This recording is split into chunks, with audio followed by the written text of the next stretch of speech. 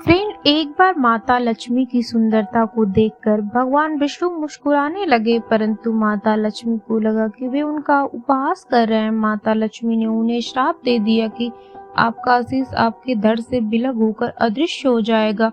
उसी समय प्रजापति कश्यप और उनकी पत्नी दनु के पुत्र असुरों के राजा हग्रीव ने माता पार्वती की धूम तपस्या की, जिससे प्रसन्न होकर माता पार्वती ने उसे वरदान मांगने को कहा।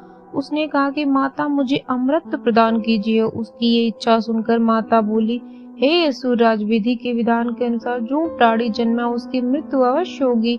वह बोला कि माता मेरी इच्छा है कि हग्रीव के हाथों से मेरी मृत्यु हो। माता तथास्तु कहकर अंतर्ध्यान हो गई। इस वरदान के फलस्वरूप उसने ऋषि मुनियों को सताना शुरू कर दिया एवं ब्रह्मा जी से वेदों का चुरा ले गया।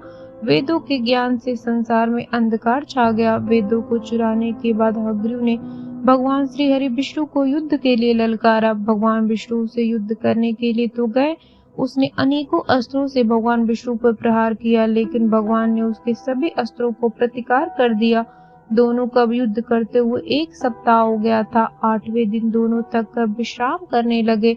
भगवान विष्णु को धनुष की प्रत्यंचा पर विश्राम करते देखकर ब्रह्मा जी ने अपने तेज से एक कीड़ा उत्पन्न किया और उसे नारायण के धनुष की प्रत्यंचा काटने को कहा। उसने ऐसा ही किया, लेकिन काटने से एक जोरदार आवाज हुई और भगवान का सिर उनके धड़ से अलग हो गया। उसी समय माता पार्वती द्वारा आकाशवाणी हुई और उन्होंने ब्रह्मा जी से एक घोड़े का मस्तक लाने को कहा। ब्रह्मा जी ने एक नील वर्ण के अश्व का मस्तक ले आए और अश्विनी कुमारों का भी स्मरण किया गया। दोनों ने भगवान के धड़ से उस घोड़े की गर्दन का जुड़ाव किया और भगवान का हग्रीव अवतार हुआ। भगवान विष्णु ने इसी रूप में हग्रीव से युद्ध कर उसे मार डाला और वेदों को ब्रह्मा जी को सौंप